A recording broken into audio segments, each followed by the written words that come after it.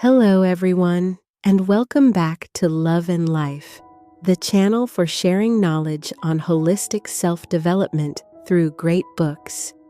This week, I want to share with you a content titled, Understanding the Three Egos Within You, through the book The Ego and the ED, published in 1920. This is also a pinnacle work by the psychologist Sigmund Freud. He is the father of the school of psychoanalysis. Freud is also known as one of the three Jewish thinkers who changed modern thought.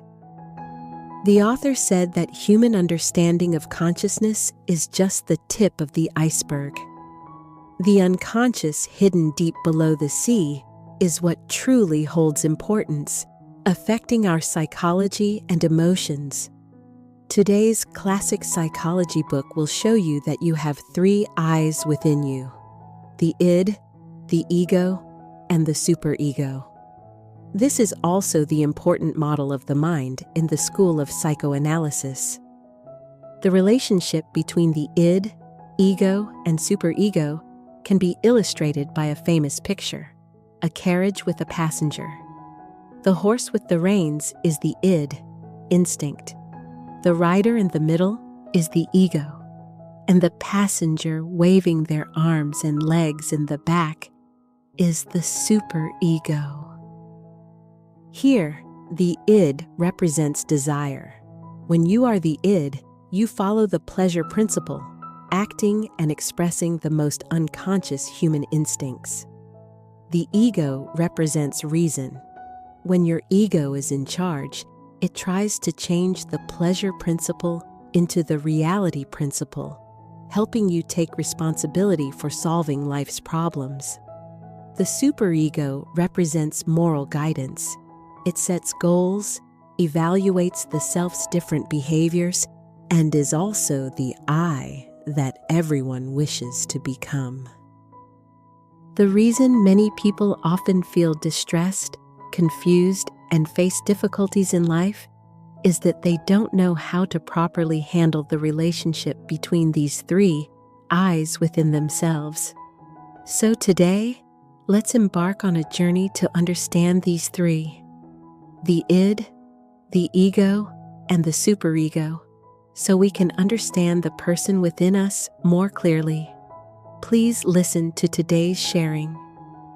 Feeling inferior is due to tension between the ego and superego. Do you ever feel this way? In reality, you are a person with your own strengths and bright spots. You've done many things well, but you always feel you're not as good as others. Although you are clearly dedicated to your work, when you meet obstacles, you complain, "Why can't I do anything right?" You are clearly friendly, but when you have a conflict with others, you always think, "I'm not okay," or "I'm not worthy of love." If you have thought many times in your life, "I'm not trying hard enough," "I'm not good enough," "I'm not outstanding enough," or "I'm not confident enough," then you can reflect on a famous conclusion from the author. When something in the ego matches the superego, people feel joy. But if it's the opposite, it creates a feeling of inferiority or guilt. This means people who have a habit of self-denial. The reason is that in their minds, they are always strongly idealizing their own superego. To them, the superego is a perfect, beautiful I that is admired by everyone. It never fails and can do everything well. However, the more the superego is worshipped, the more perfect the expectation, the more the ego hates itself. A philosopher in the book The Courage to be Disliked was a man only 1.55 meters tall. When he went to work or traveled, he always felt as if someone was pointing fingers behind his back. This made him feel particularly uncomfortable. He vented to his friends, If only I could be 20 centimeters taller, or even just 10, I would definitely have a happier life. But his friend replied, "The people you think are criticizing you behind your back aren't talking about your height. They are actually saying that you are a gentle, deeply knowledgeable person with a wonderful character." The philosopher was suddenly awakened. It turned out the thing that made him feel uncomfortable and inferior was himself, not anyone else. The feeling of inferiority came from the ego within him. It was fantasizing, craving to become an ideal superego with a taller, more handsome appearance. And because of that, he had unconsciously hated himself. But the more you feel inferior and crave to be more ideal in appearance, family background, education, or career, the greater the gap between the ego and the superego will become. When this balance is lost, you will never be able to live as yourself. A writer once said, "People generally have about 10 strengths. If they don't have all 10, they will at least have 3 or 4. In this world, everyone has their own strengths and weaknesses. Blindly despising yourself will only imprison you in the narrow, psychological cage of the ego, and you will miss opportunities for growth and transformation." In Adler's classic psychology book, What Life Should Mean to You, which writes about inferiority and superiority, it's also said that the inferiority complex in most people arises from comparison physical and appearance-related flaws. In particular, will make a person feel stressed and inferior. This type of complex, also caused by comparison, is very difficult to cure. In fact, Adler suffered from a hunchback and had great difficulty moving since he was a child. He felt small and ugly, so he often felt inferior, but he later decided to become a doctor, shifting his focus from his body's flaws to his own strengths. This very act helped him overcome his complex and achieve extraordinary results. In reality, to stop comparing yourself to others, the key is to understand that it's all because your ego is craving a super perfect self. Let go of the expectation of this perfect I and accept your real self. The more you crave and dream of things you don't have, the more lacking and inferior your inner self will become. Only when you learn to love your entire current self, loving the good as well as the bad, can you stimulate your true potential.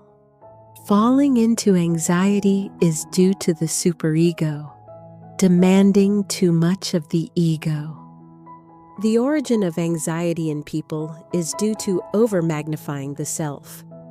In this book, Freud shows us the deep reason behind anxiety lies in the excessive demands of your superego.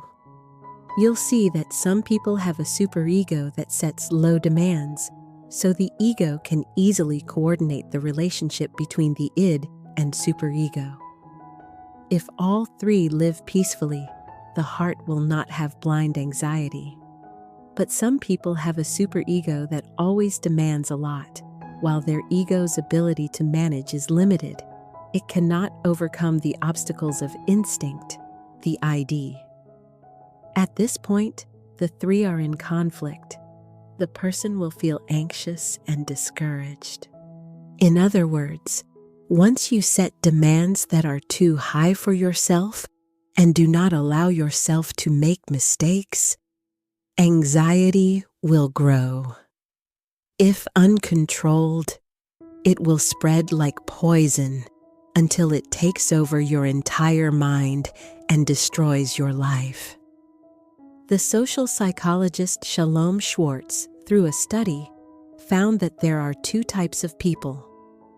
The first type is the person who always likes to find all possible options to choose the best one. They are called maximizers.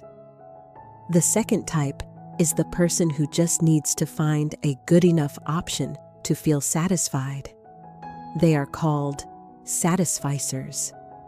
The first type will spend much more time making a choice, and their choices look much more perfect than those of the satisficers. However, sadly, no matter how perfect the choice, they may still be dissatisfied with their decision. Even sadder, looking at the big picture compared to satisficers, maximizers often feel less happy, are more pessimistic, more insecure, and have lower life satisfaction.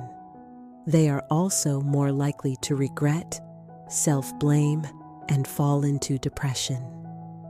A large number of psychological studies have confirmed that a person with a high demand mentality will lead to depression, anxiety, and a reduced quality of life. You might think a superego with high demands helps you progress.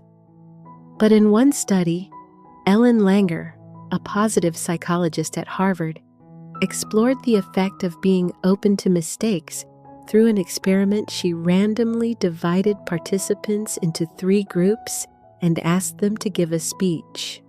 Group A believed they had to prepare perfectly and were not allowed to make mistakes. These are the perfectionists. Group B believed that mistakes were inevitable. These are the people with a self-forgiving mindset. Group C thought the speech might have one or more unexpected errors. These are the people with curiosity and openness. The result?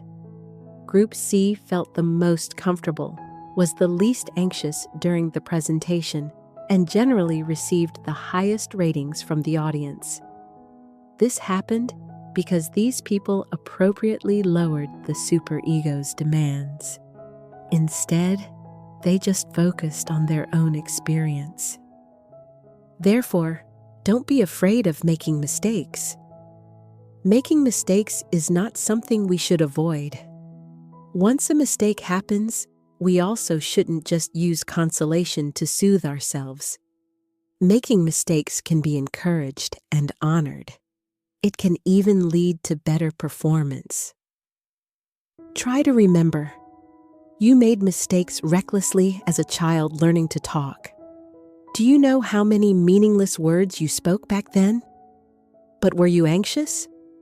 We weren't anxious at all. On the contrary, we gradually learned everything joyfully. So, now try to remember. When was the first time you developed an aversion to making mistakes, to the point where you always demand highly of yourself and become scared and lost? It's time to allow yourself to stop and not be so strict with yourself. Let the 3 I's in you live in peace, and then anxiety can be relieved. True progress isn't about being anxious while demanding things of yourself. It's about bringing self-acceptance on the journey of experiencing the joy of progress. Being unable to escape the past is because the ego does not accept the id. Freud discovered a phenomenon in 2-year-old children. When the mother leaves, the child will continuously throw a toy out of the crib, then toddle over to pick it up. The child's purpose is to avoid their own helplessness and vent the sadness caused by the separation. The author calls this phenomenon repetition compulsion. When a person is unwilling to accept the weakness of their instinctual self, i.e., they cannot escape the prison of negative emotions and can only continue to repeat the cycle of suffering. I have a friend who, as a child, was often sent to stay at other people's houses for a few days because her parents were busy working far away. Some days, at a relative's house, some days at a neighbor's. The fear of the unfamiliar environment and the strong feeling of abandonment made her gradually not want to express her true feelings. So, when she grew up, she often had difficulty in intimate relationships. She rarely asked her partner for help and only spoke up after she had resolved everything herself. Her relationships never lasted long because her partners felt she was too distant. She clearly craved an intimate relationship, but she was worried she would be abandoned again. So, in her subconscious, she chose to isolate herself. This is a manifestation of not accepting the weak, instinctual self. When you are hurt, the sadness and despair from your instincts are like bruises left in your subconscious. Even if you try to avoid, deny, or defend, they will still, time and time again, submerge you in suffering. The only way we can escape is to honestly face the feelings of the id, a person who experiences suffering, but does not feel the pain, experience the pain, and reconcile with themselves. That pain will never be released. The reason you can't live the life you want is because the ego is doubting the superego. The book The Crowd by French psychologist Gustave Le Bon was a book that deeply influenced Freud. This book introduces the theory of the collective unconscious. What is that? When water is just water, it can be rainwater, river water, or seawater. But when it mixes with other water, it's just one molecule of river water, one molecule of seawater. Similarly, we are just an isolated individual. We used to maintain relatively distinct personal characteristics. Some people have a warm personality, while others are distant. But when we integrate into a group, our individual personality is often submerged by the group. Our thoughts are replaced by the group's thoughts. When faced with a group, we, more or less, will restrain our expressions and suppress our emotions. I bought something I like and want to post it on social media to express my joy, but I'm afraid others will mock me for showing off, so I decide to delete it. In a meeting, I don't agree with my colleague's viewpoint. I want to speak my mind, but I'm afraid others will think I'm being uncooperative. So, I choose to remain silent. And you will see many other similar cases in life. From the collective unconscious, Freud pointed out the reason for this behavior. When an individual exists alone, separate from the group, that person feels imperfect. Therefore, humans gradually abandon their ideal self, the superego, and switch to the group ideal represented by the leader. The world is always crowded and bustling. Humans cannot live without connections. Because we are overwhelmed by the noise from the outside world and swayed by the opinions of others, it is hard to avoid. But the measure of a person's maturity is not to follow others' standards, but to always follow one's own path. Have you ever seen people who can't sing well but still volunteer to sing? Or people who aren't great speakers but love to give presentations? At that moment, do you think these people are just showing off? If you think that, it means you have unconsciously followed the mob psychology, that only when you are truly good, truly perfect, do you dare to express yourself. If not, you will be ridiculed, and you crave to become someone who stands out in the crowd. There is a true story like this. A person liked to play the guitar and wanted to perform in front of everyone at a party. He gathered all his courage to go on stage, but because he had just started practicing, he was not proficient. Some people suggested he should go home and practice more, while others mocked him for making noise. However, he was not interrupted by the whispers and insisted on finishing his performance. Afterward, he sincerely told everyone, "I know I don't play well, but no matter how you judge, I really enjoy the process." The expectations of others will always shake our own desires. But how do you stop others' judgments from affecting you? There is a saying, "Voices from the outside world are only for reference." If you don't feel happy, don't refer to them. We come to this world not to seek others' approval, but to do what we like and live the life we want. But this doesn't mean you should be reckless, disregarding everyone around you, and doing whatever you please.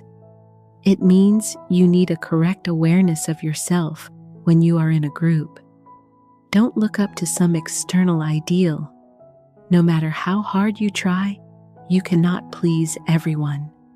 Instead of worrying about the gains and losses from others' judgments, it's better to focus on your inner desires and try to live according to your own ideal path. As the author said, the root of human pain lies in the incompatibility between subjective desire and objective reality. We always like to exaggerate the difficulties of objective reality, thinking that all pain comes from the ups and downs of life and the misfortune of circumstances. But in reality, when you know you have 3 eyes, you will understand which eye is dominating and causing the imbalance within you. It is your own subjective desires that play the decisive role in your destiny. Don't be immersed in the desires of the id. Don't drown in the expectations or fears of the ego when judged by others. And don't be led astray by the excessive demands for perfection from the superego. When you are calm, peaceful, and rational, you can build a solid inner world like a pyramid to stand strong and firm on the path of your own destiny. Thank you for listening. If you found this video helpful, please share it with those who need it. Give me a like, press the subscribe button, and turn on the notification bell to catch the newest videos every week. Thank you, and I'll see you in the next videos.